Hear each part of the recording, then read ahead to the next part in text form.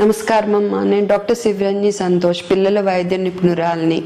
మీ పిల్లలకి విరోచనాలు అయినప్పుడు ఖచ్చితంగా ఓఆర్ఎస్ ఇవ్వండి, లేకపోతే నీరస పడిపోతారు అని చెప్తాం కదా.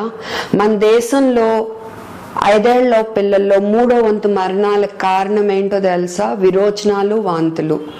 ఆ నీరు లవణాలు కోల్పోయినప్పుడు పిల్లలు నీరస పడిపోయి చాలా మంది చనిపోతారు. అందుకనే మేము ఓఆర్ఎస్ ఇవ్వండి ఇవ్వండి ఇవ్వండి అని చెప్తా ఉంటాము. మేము అలా చెప్పినప్పుడు మీరేం చేస్తున్నారు?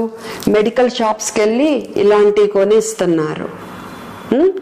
ఇది ఓఆర్ఎస్ ఎల్, రిబెలాన్స్ విత్ ఓఆర్ఎస్ అని సోను సూద్ అడ్వర్టైజ్మెంట్ ఇస్తున్నారు, అవి కూడా కొంటున్నారు మీరు. కానీ మీరు చూడండి, ఇక్కడ చదివి చూడండి ఏమని రాసి ఉంటుంది. This is not an ORS, ఇది ఓఆర్ఎస్ కాదు. ఇంకా పక్కకు తిరిపి చూడండి, ఇక్కడ ఏం రాసుంది?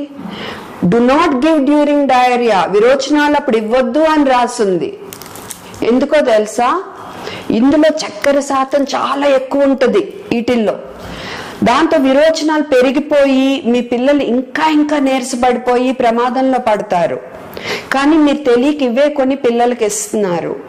మీరు ఓఆర్ఎస్ ఎలాంటిది ఇవ్వాలో తెలుసా? కొనే ముందు ఏం చూసుకోవాలో, ఆ ప్యాకెట్ మీద ఖచ్చితంగా ఈ 3 అక్షరాలు రాసున్నాయో లేదో చూడాలి. WHO రికమెండెడ్ ఫార్ములా ORS అని రాసుంటేనే అవి కొని అవి ఇవ్వాలి తప్ప మీరు ఈ ORSL, రిబెలాన్స్ విత్ ORS ఇలాంటి ఇచ్చి మీ పిల్లల్ని ప్రమాదంలో మట్టుకు పడేయొద్దు.